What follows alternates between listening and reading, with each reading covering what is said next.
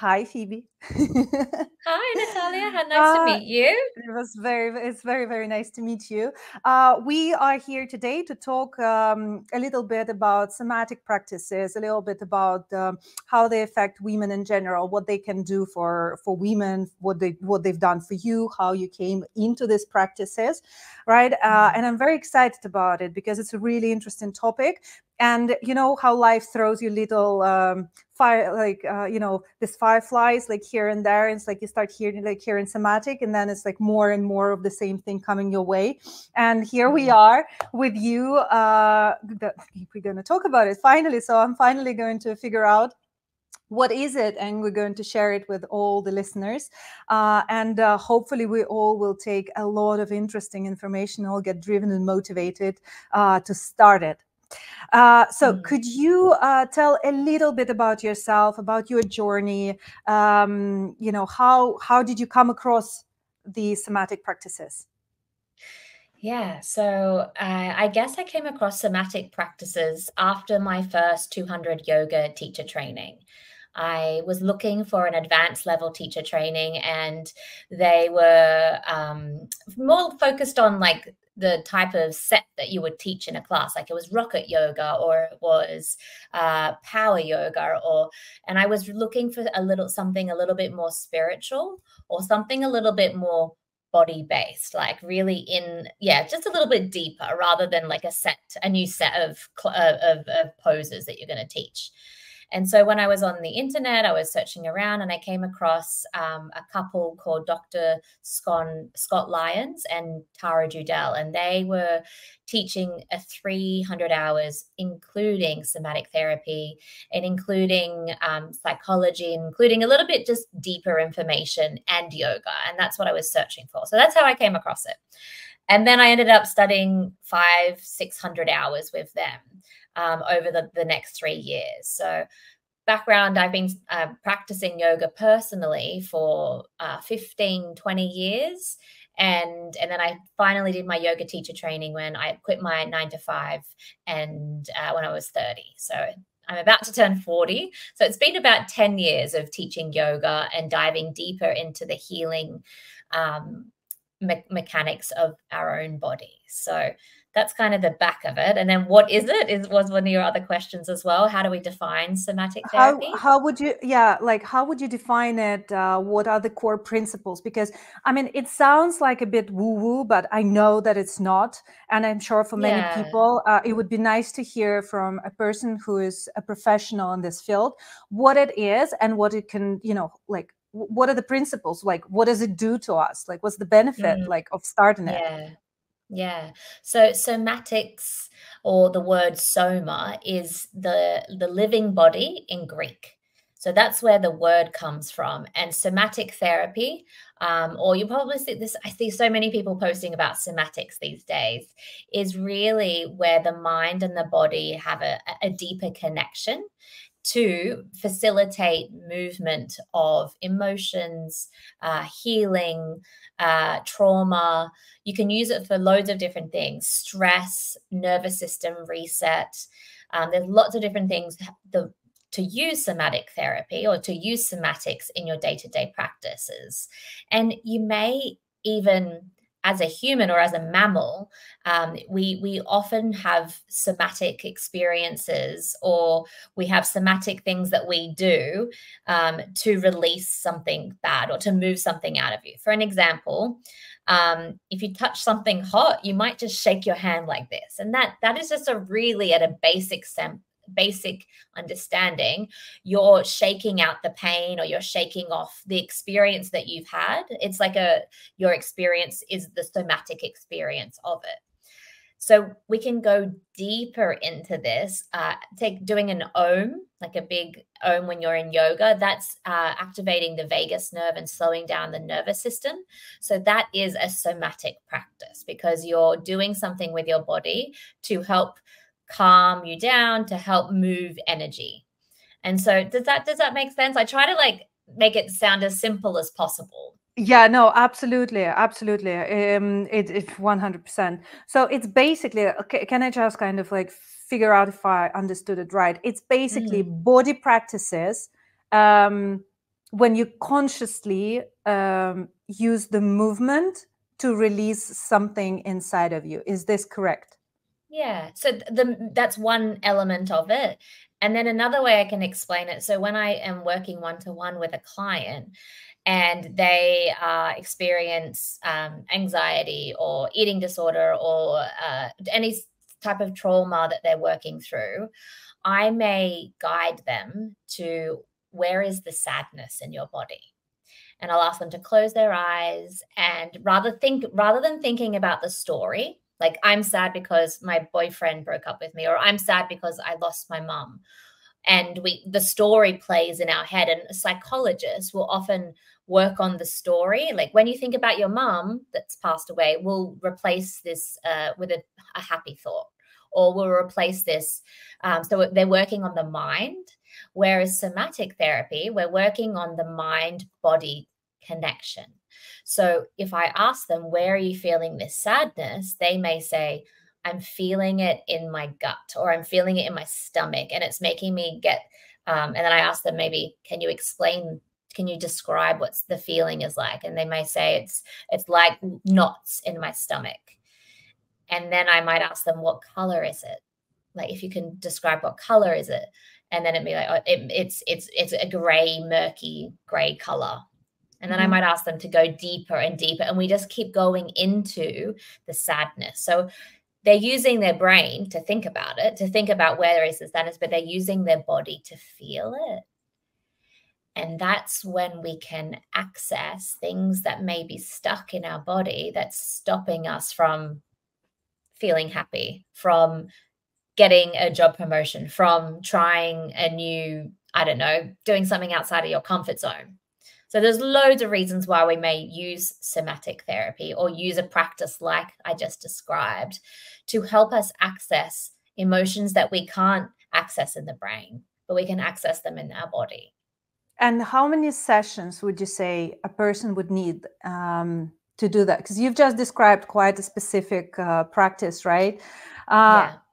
How long would it take for a person to heal that particular issue? I understand there is it's an ongoing process, and but it's your experience.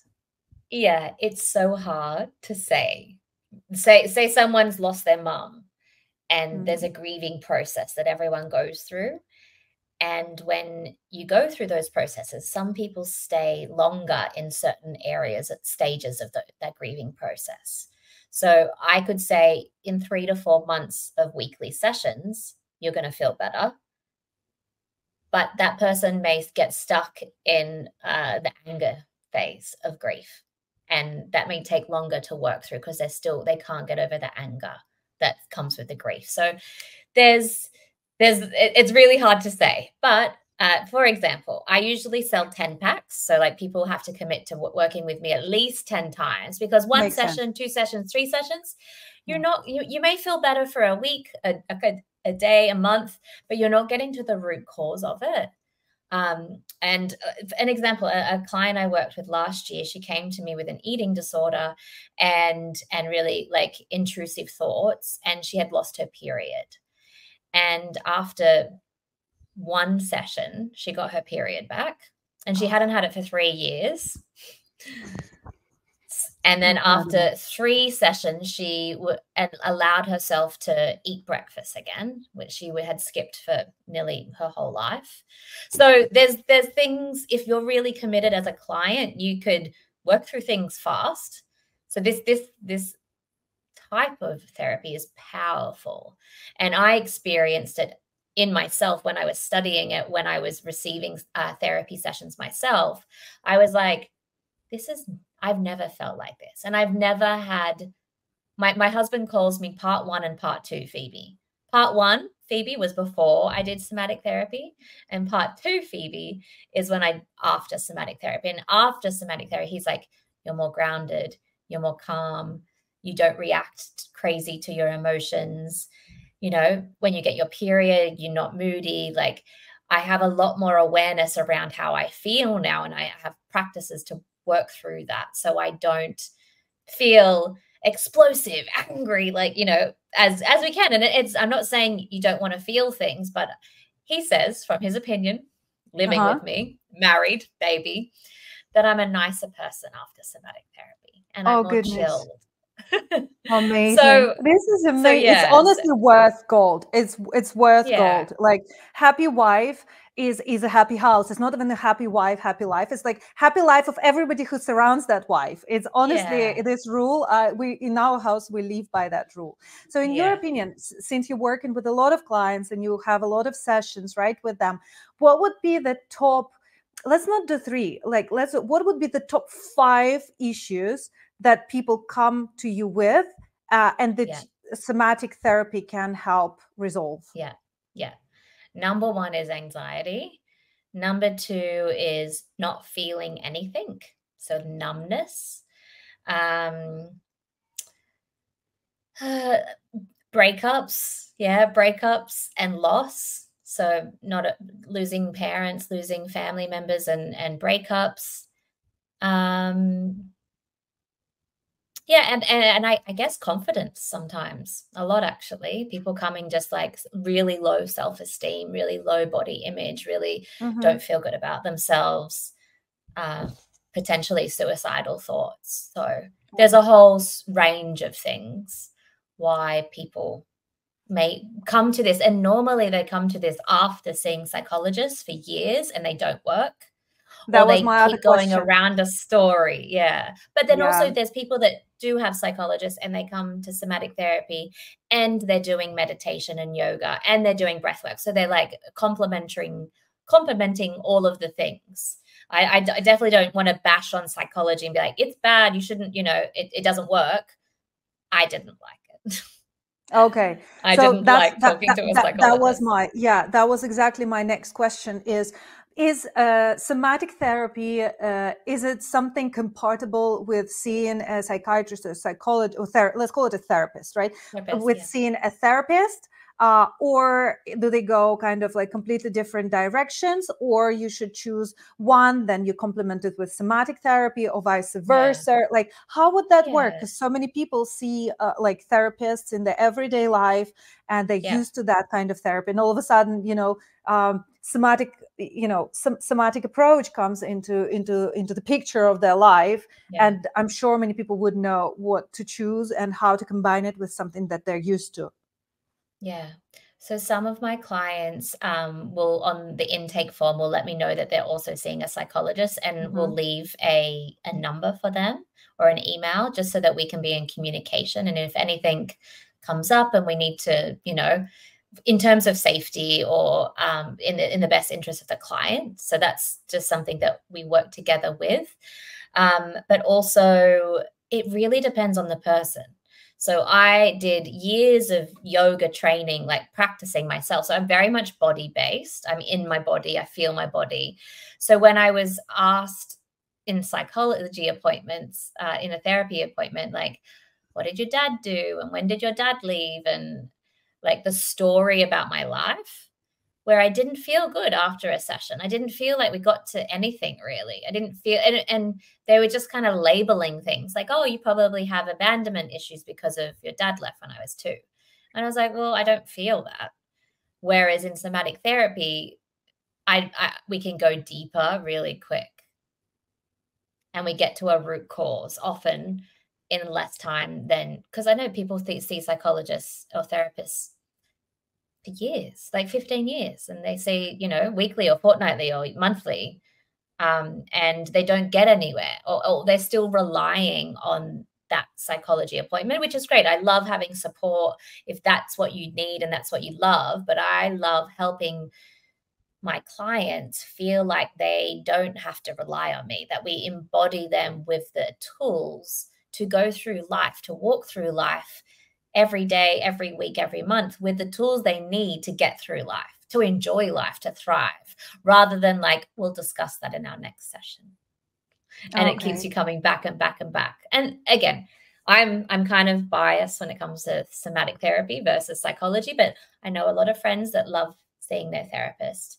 And a lot of people do love having that as a support through their life. So, would you say somatic therapy is so for example, I've got an anxiety, like an anxiety issue, and I do tend to get anxiety right now, not very often, but we all go through stages in life, right? And when I used to get anxiety, like I used breathwork practices and other things and seeing a therapist and everything, and now I'm fine, I'm stable, right? So in my opinion, with the seeing a therapist, a psychiatrist, psychologist, whatever you name it, it's more of an ongoing thing. Like you have to have him permanent. I reckon you have to have like this person or somebody permanently in your life, because when the crisis hits, you have a person who kind of like supports you through this crisis. So with somatic therapy, is this an ongoing thing, or I come to you with an issue and you help me to resolve it, give me the tools? So for example, I assume it's body practice, right? Body practice. And then I kind of take it from our 10 sessions together and I can use it afterwards. Or is it an ongoing thing and you take clients on board and you lead them permanently throughout, or whatever, a few years period of time until they, for whatever reason, want to drop out? Yeah. I guess it depends on what people are going through or what they have been through and how much there is to unpack. Sometimes we uncover things that they may not have known, but it's been stored in their body. And so, yeah, I would say people, maybe they'll come for a 10-pack and then they may go for a year or two and then come back and be like, I want to do another round of 10 sessions with you. Because something else has happened, and life happens, and people are going through loads of challenges all the time. So it really depends. In the meantime, I created a library of somatic therapy practices called the self-care space, and that's where people will stay in the meantime. So like a club. Yeah, it's a membership. It's an on-demand membership, so you get access to. There's a practice to do every day of the year inside, and it's a mixture of yoga, meditation, somatic therapy, but it's all somatic therapy is weaved through all of the different practices, and that's where people stay often, and they'll stay there as a buffer to keep them in their window of tolerance. So we all have a window of tolerance, and I'm doing this. If you're watching online on YouTube, you'll see me doing like a window, and that's where this is like a safety zone in here, in this window. When people get out of their window of tolerance, so either above, which is hyper anxious, super over alert. This is where anxiety happens and hypervigilance. And if we stay too long up here above our window of tolerance, we can have things like our nervous system starts to deteriorate, anxiety, panic attacks. So we want to bring you back down into the window of tolerance. And then similarly, below the window of tolerance, we can get into depressive states where we're very low mood, where we are not feeling great. And if we stay too long down there, what's clinically known as depression can happen. So we want to help regulate your nervous system or regulate your emotions, your everyday, to help you stay in the window of tolerance. And that's what the self-care space is created to help you regulate day to day, so that you don't, I don't know, wake up in 10 years and have a nervous breakdown, or you go through something traumatic, like losing someone or losing your job or going through a breakup. And, everyone has been through one at some point in their lives, that you feel like you have the tools to work through whatever is coming at you with peace and grounding. Because a lot of the times when those things happen, we can fly off the handle. We can turn to alcohol, to food, to negatively harming ourselves because we don't know how to deal with the emotions that come with it. All of this is really related about emotions and regulating your nervous system. So when the emotions come and we don't want to feel it. So we take alcohol, take drugs, we eat more, or we don't eat. That can be a way of, blocking the feelings. So somatic therapy helps us to embrace the feelings and help us feel our feelings. So that with that, and I always love the club ideas. I have a face yoga club, and this is something. It's amazing because you can easily integrate it in your everyday life. But how would busy people with lots? I've got 3 kids, for example, right? So for me, 3 kids, businesses, constant trainings, educations, teachings, something else, travels, maintaining all the balance in life, right? How would busy people be able to incorporate somatic practices in their everyday life? How much time do they need to spend on somatic practices? Is it something that you have to do every day for 40 minutes, or is it an emergency practice? How would that work for people like myself? Sure. So there are practices in there for 5 minutes. You could do a meditation to help you access your emotions or to uncover what these emotions stem from. And like the things that are mandatory in our day-to-day life, like going to the toilet, showering, brushing our teeth. Now, I'm a new mum, so some days they don't all happen. But Yeah, I was just about to say the same thing. It depends what stage of life you're at. depends on the day. But there are you do have 5 minutes, and maybe that's 5 minutes when you get into bed and instead of Instagram scrolling. Or maybe that's 5 minutes while the kettle boils or you're baking something in the oven. There are moments through the day, but it is hard when you're tired and stressed and kids, all of the things. We choose the easiest thing. And normally it's something that numbs us. So we choose the Netflix series and the bottle of wine.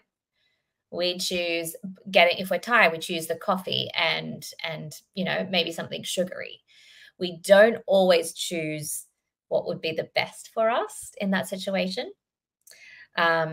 We choose the thing that is going to instantly give us gratification or instantly make us feel better. But in the long run, maybe choosing a 5-minute nervous system calming meditation might be a better choice when you're anxious, got loads of work on, and you want to get the coffee and go. It might be just pausing. I hear you very well here, and I'm all up for, adding, even if it's just 5 minutes. I think it's extremely important. Whatever that is you feel like in the moment, it's much better than just jumping into Instagram or Netflix, that's for sure. Now, we've spoken about mental benefits of somatic therapy, and it's pretty clear what it does right now. But is there anything on the physical level? Is this practice only is it a mental practice, or is it something on the physical level as well that people can benefit from? Yeah. So on the physical level, I would say, since being more thematically aware, I would, excuse me, I would feel more calm. And I don't know if that's a mental or a physical, but if I can walk through life feeling more calm and less tension in my neck and less tension in my back, less pain in my hips, because often emotions will materialize in our bodies if we don't deal with them. So in women, we hold a lot of our emotions or unprocessed feelings in our hips. And this is why we can get really tight hips, our womb space, a lot of our sacral chakra, where a lot of our feminine energy and creativity and power comes from, that can be blocked. And so we can maybe not feel like having sex. Maybe we don't feel like creating something, or we feel blocked, or we can't write because we feel blocked. So yes, that may be a mental practice, but we're going to have physical, not consequences, but physical symptoms if we don't address them. So would you like to feel in less pain? Would you like to feel more creative, have a higher sex drive? Then that is maybe a physical benefit from doing somatic therapy. Amazing. So I'd love to ask you about some really cool cases without, obviously names, dropping names and stuff, if there is anything about it. But before we get there, I also know that you do business coaching. Correct me if I'm wrong. And Yeah. what I want to ask you here, since you are deep in business, and then since this is a business, and since you also are, professionally a professional somatic therapist or coach, right? Whatever, like the same thing at the end of the day. Yeah. This is a tricky one, is there a connection between somatic therapy and being successful in business? And if there is, how would you use somatic therapy to help a person to succeed in business? You know what I mean? So Yeah. I think that a lot of people would love to know that, because it's, no, I don't think many people would could connect the both, but I think that Completely. there must be a connection. Yeah.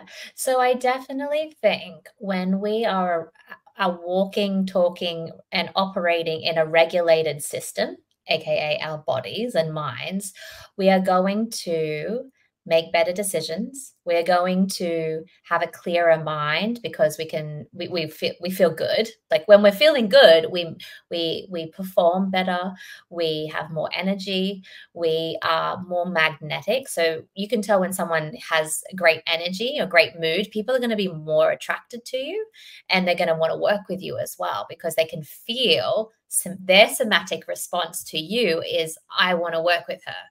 I feel attracted to her in terms of a business sense. So if you're wanting to be more successful in a business, then looking at all of those different elements of energy, your energy, and then also other people's energy, and then performing well in your business, working longer, harder, I guess, but also making decisions based on a place where you feel grounded and nurtured in your own body and nourished. You're not making quick, like, stab in the dark, oh, let's just do that, or angry kind of decisions, because we can make mistakes, or we can choose things that are the easiest way rather than maybe what's the best for our business, maybe what's the best for ourselves.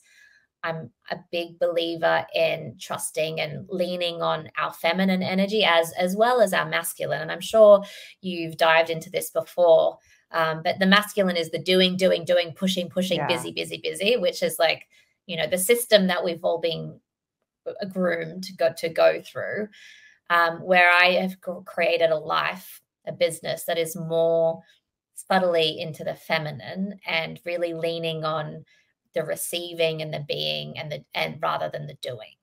So what does that look like in my schedule, in my calendar, in my diary? Is that I have more space for being creative, more space if I want to go do pottery, more space to do the being in my feminine, rather than like, let's put another program out, let's do this, let's get more clients, let's back to back my schedule so I make the most money ever.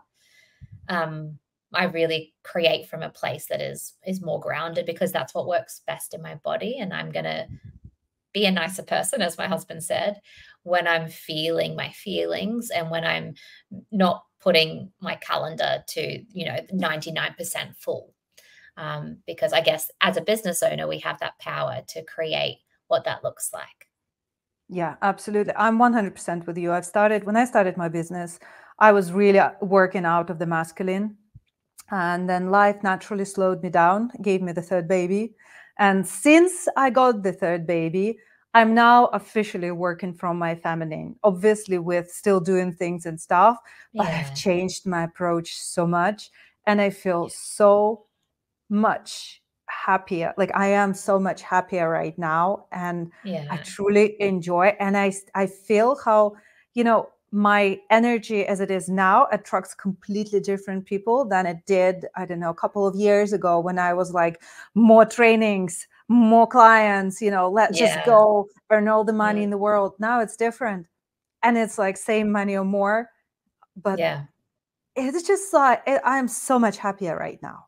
It's insane. It's a different level. Like, but I believe that you get to get there yourself. You know what I mean? Like you have to walk walk the steps to understand this, because if you tell it to somebody who's just at the beginning of the path, it's going to be really difficult for the person to understand that. What do you mean I don't have to work a lot? What do you mean I don't have to earn all the money in the world? What are you talking about? You just don't want me in business, and stuff like this. So you got to be ready mentally, like your level of awareness should be at a certain level, like your level of awareness should be at a certain level, to understand that this is the way to go. And this is the way for us Completely. women to have a successful business and balance Yeah, everything else in life. So whoever's listening completely. right now, this is the secret of like Yeah, ultimate happiness and like yeah, fully fulfilled woman is like to work out of feminine, because when you do this, everything yeah. else around you and around around all aspects of your life is actually working. It's insane. Thank you so much for Completely. pinpointing it. So now Yeah, coming back to the interesting part, obviously without telling us the names or the full stories, do you have, like, let's do two amazing cases when yeah, somatic like completely flipped somebody's life or opened the doors, these cases that yeah, would inspire the viewers, the listeners, these cases that would be like, wow, something really, really, that was really wow for you, or something yeah. surprising that that like you didn't expect that this is, or you expected that this is going to happen, but like it was a completely different outcome that led to yada yada blah blah blah. Yeah. Is there Well, anything you'd like to share? I guess I never expect an outcome because every client is so different, and I'm there to help guide their own healing. And often they're the ones going for that. It's turning on the searchlight inside of them rather than me putting a searchlight saying follow me. Mm-hmm. So that's just the first part. But the one that I just mentioned, like getting your period back after 3 years, and I don't know if you've ever struggled with periods, and I know there's loads of women out there that have that. That was, for me, miraculous. And I don't want to take. I don't. She did the work, right? I just helped her put the spotlight on so that she could go inside. Because that after one, it was a rebirthing breathwork session we did within the somatic therapy. I combine practices with. So I combine somatic therapy and rebirthing breathwork, and somatic therapy and yin yoga.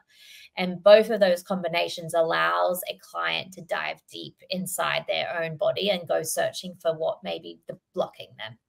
So the period one, after one session, I was like, she emailed me and I was like, wow, I am Wow. just so happy, very, very happy. And then the other lady who came was more, she just lost her confidence, or really never had any confidence. And she was like, Phoebe, you seem so confident online. Like, how did you get there? What have you done? Like, and she went from not being able to attend, go on a date or go out to social occasions, to even going into a yoga class. Couldn't speak up at work, couldn't ask for promotion, to getting a promotion and now leads a team of like 100. So Wow. she is Miss Confidence now. We actually worked together for about a year, with monthly sessions for a year. And I've never experienced that, as like I've been quite a confident person. I think as a child I did a lot of dancing, so I was always performing and out there. But for people out there that suffer with social anxiety or this type of lacking confidence, it was just such a blessing to see her be able to, I don't know, experience life more fully. Amazing. Very inspiring. Both are like, you would think it's a miracle, but it's not a miracle. It's what practices do when you put some Yeah, work into it yourself. Um, Obviously, you are in online space. Plus, you speak to people elsewhere, and I'm sure there are a ton of misconceptions or objections that you bump into regarding somatic therapy, right? What are the common misconceptions and yeah, challenges that you face in promoting your practices? Like, let's do a couple of like the most ridiculous ones, because it yeah, is always there. And whatever, no matter what we promote, face yoga, somatic therapies, yeah, even some business tools, there will be always somebody that will be, that will yeah, mistreat it in a way, and you will be yeah, like, yeah, yeah, what? yeah. So what are a few that you've came across? Um, so somatic therapy or somatic movement therapy is what the training that I did. People think like, oh, I don't want to move. I don't want to like have to do exercise to do this, where that's a complete misconception. A lot of the time my clients are sitting in a chair in front of me or on Zoom. So there is actually no movement that's happening. It's just talk therapy, but the movement is happening from the energy that's moving inside of you or the emotions that are moving inside of you. So that's number one misconception. Number two, people are like, oh, I'm not into this woo-woo stuff. And I'm like, that's okay. I'm not into the woo-woo stuff either. I just really want to help you uncover what the emotions are that's helping you, or supporting you feeling this way. So that's number two. I'm not woo-woo enough to try this. Like, I'd prefer to talk to a science-based psychologist. So that's where that comes from. But then a lot of people come to me and be like, oh, a psychologist doesn't do anything for me. I just go around in circles. I'm on a loop. We keep talking about the same thing again and again and again. So they would be the two biggest. And I really haven't received that many kind of drawbacks or kickbacks, because I don't, it makes up one part of my business, somatic therapy, and there's somatic therapy practices in the self-care space. And then I help holistic practitioners build online businesses. So everyone that's kind of in my world is they kind of know about it. So there's no really like backlash or misconceptions. But the two that I said, they're the two biggest two. For someone that like has no idea, when I say somatic therapy, they're like, oh, what is somatic therapy? All right. So the explanation. For those who come to you and say, oh, what is somatic? And, for the complete beginners, what advice would you give to those women who are just starting or just came across your practices? Like, what would you tell them? What shall they start with? Yeah. So a lot of the times it's just a simple meditations. You can start with a somatic practice. Or depending on what type of person they like, maybe they don't like sitting still. Maybe they want to do some shaking practices or tapping practices. So there are moving practices that you can do that really allows you to get into the body, to access the body. So there's loads of different places where you can start. It just depends on what is your access point. I guess when people say, oh, I'm not a yoga person, I'm a Pilates person, sometimes they just have to find the right teacher or the right class or the right style of yoga to find their access point in, to be like, oh, I didn't know this was yoga. I love this, So it's about finding their access point. And we often don't find it after one class. Maybe face yoga, you don't fall in love with it after one class. Maybe you do it every day for 21 days and you're like, wow, I look different. So, everyone needs to find their access point. Maybe it's the teacher, maybe it's the therapist, maybe it's the practices, maybe how it's delivered. Maybe you need to come to Bali and do an in-person something on a retreat and you're like, oh, the penny drops. So it just depends on, what is the access point for you. But so everybody loves, free stuff. Everybody loves value in any talk, any podcast, any video. Yeah. So let's make people happy. You said the number one problem that people come to you with is anxiety, right? We all suffer from anxiety. The only difference that some people know how to regulate the nervous system and slide and glide through it, right? Without going up or down. But the majority of the people are going all kinds of places and don't know really much what to do with it when it comes, and it just escalates and spirals down, right? So let's take anxiety. And I know it might be difficult to do it over, on the podcast or in a video like this, within the conversation. Hello. We'll cut that out. You're saying hi. Hi, honey. Hello. Oh my goodness. Oh, goodness. That is the baby. All right. I will see you very, very soon. They didn't know that I'm doing a podcast. Anyways, let's wait until the guys leave. Oh, she's such I love her so much. So cute. Do you have 3 girls? No, I have two girls. I have a girl who's 11, a boy who is 7, and this one is 14 beautiful. months. Yeah, I'm so happy. Honestly, I love them to bits. Where were we? Okay. So the anxiety. Anxiety. Let's try to give or explain maybe a practice that, like an emergency practice that anybody could do, just like this. So is there something that you possibly can share, like a really effective practice that anybody can do when they feel like they start getting an anxiety attack? Yeah. So when we're getting an anxiety attack, it happens really fast and we kind of lose control. So what we want to do is we want to slow down the symptoms or the things that you're feeling, the body-based symptoms that you're feeling, and we want to slow down the story, because the story normally spirals really quickly and we spiral along with it. So to help slow down the fastness of a panic attack, we want to, rather than focusing on the story, because sometimes it depends on what it is or why you feel that. Maybe it's like, I have to do the work thing, and then I have to do the wedding planning, and then my husband this, and then, you know, it's something that spirals, and all of a sudden our brain has gone too fast for our body to catch up, and we start, you know, I can't breathe. I need to sit down. I can't, you know, I'm getting a lot of symptoms. So to slow it down, we rather than thinking about the story, we just feel the feelings in the body and feel the symptoms that you're feeling. So I like to do this one when I'm crying, or I'm crying sad. And it's this, we'll just explain the technique. Rather than feeling sorry for myself that I'm crying, or I'm feeling sad about something that's happened, I'm focusing on, okay, there's a hotness in my neck. There's a tightness on my chest. There's some hot tears rolling down my face. I feel like I need some water. And so rather than focusing on the sadness and the loop that's making me feel sad, I focus on the body base. So this is the somatic response of your situation. And it almost breaks the loop, like on a broken record that's going round and round and round. Right, we dive into the body, and maybe even you're like, where am I feeling the sadness? And I feel it in my chest.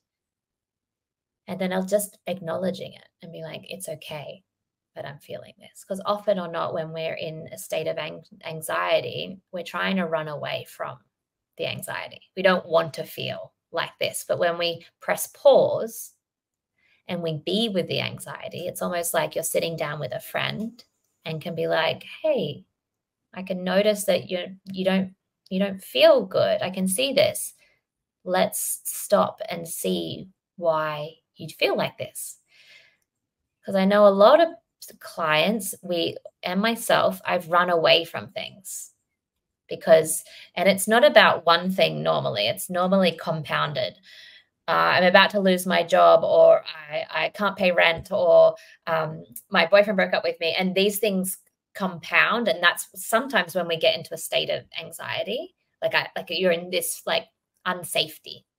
So if we can help ourselves be in a safe zone and we press pause and be like, okay, one thing is just like, there's a lot of stuff going on right now. It's okay to feel like there's a lot of stuff going on. And all of a sudden, you've just been able to validate why you may be feeling anxious. It's like you're accepting, pausing, and acknowledging what's going on. And most of our life, we try to avoid things. We like to pack our schedules back to back to back.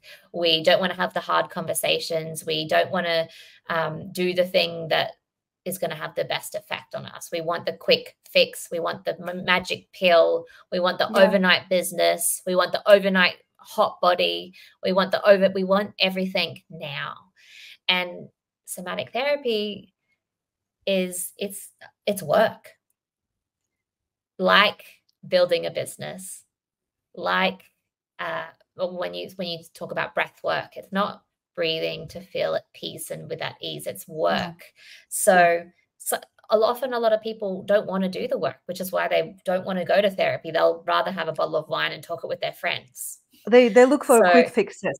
That works a lot. Yeah, with the faces as well. They go and they get a quick fix, and it's like, but it does not work in the long run. It will come back because you do not put the work. It's the same. It's like going to try and win the lottery, and spend a lot more money and go many times and get frustrated again and again and again, instead of taking this very same energy, this very same time and money, and investing it in the business that in the long run will give them dividends. Because it's the same thing. Yeah, I hear you so clearly here, like 100% with you. Thank you so much, Phoebe. It's insane. To wrap that up, it's to slow down, to listen, to feel the feelings, to acknowledge the symptoms that you're feeling, the somatic response that the body's giving you, to press pause and to slow things down. Thank you. What you do, again, you do the business consulting, right? Plus you do the somatic therapies, and there is a lot more. Like, we can talk and talk and talk forever about it, because it's super interesting. We didn't even touch the business aspect, to be fair, yet. Is there anything else you'd like to add to our conversation? Is there anything, like a key message maybe you'd like to share, or how to find whatever it is you want to share with the listeners, with the viewers? Feel free to share it right now. Okay. So I want you that's listening to this podcast or YouTube video to know that where you're at is completely changeable. If you don't like your job, if you don't like who you're dating, if you don't like the place you live in, it is completely possible to change your entire life. And the magic starts with tuning into the body. And this is where I started. I used to live in Australia. I moved to London. I had multiple businesses, sold things, moved, and now I live in Bali in peace and quiet with my baby and my husband. And I want people to know that it's possible to do that too. If you're suffering with anxiety, you live in the city, you're in a hustle bustle, you don't know how to stop, there is a way out. But I think the best way out is first to connect with the body. So if you're feeling that, then the self-care space is a great, really affordable place to start reconnecting with the body, getting stronger, connecting with the wisdom, because everything you need is inside of you.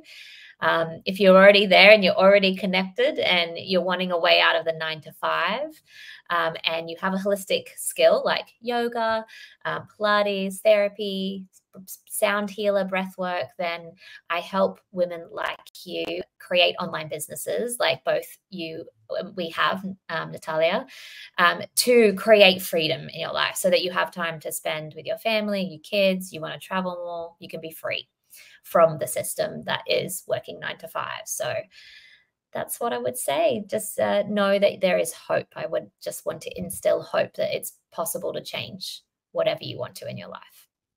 Great. Thank you so much, Phoebe. Thank you very much for your time, for an incredible talk. I think now it's all loud and clear what somatic therapies are, like what it is, and how can it help the person to, release whatever there is in the body, or how to help to move forward, to get confidence, to, get all solid and ready to move forward in life, and live a much happier, healthier, better life, whatever they can imagine, in all fairness.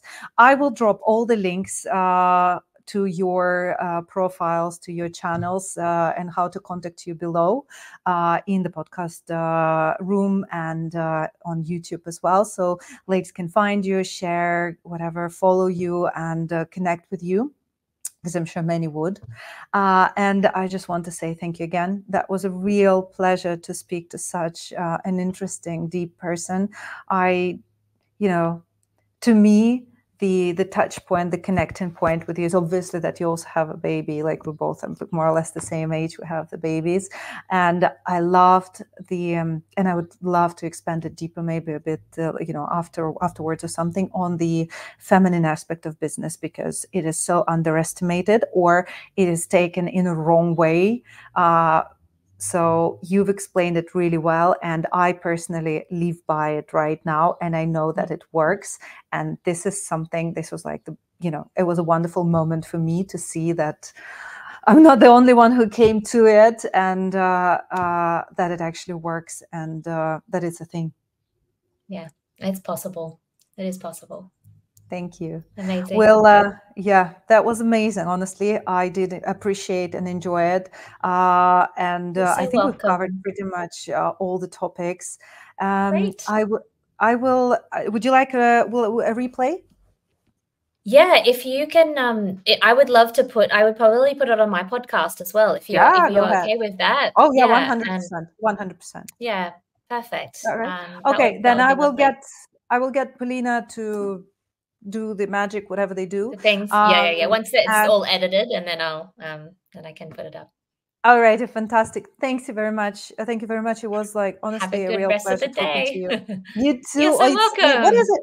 Is it evening for you now, or is it? It's where 6 p.m. now. Yeah, oh goodness, yes, done. it is. Yeah, oh no, we have the whole day ahead. Yeah.